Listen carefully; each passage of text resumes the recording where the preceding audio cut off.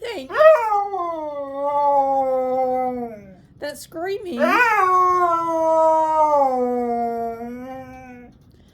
does anything to help Mama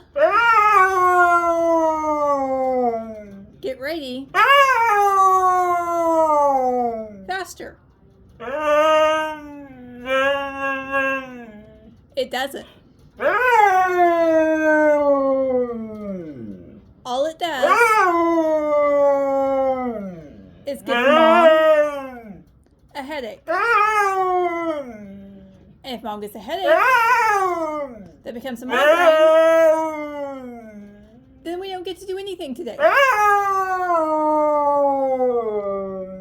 So why don't we try not screaming for 5 minutes while Mama bundles up, and then we will WAL. Okay? I love you.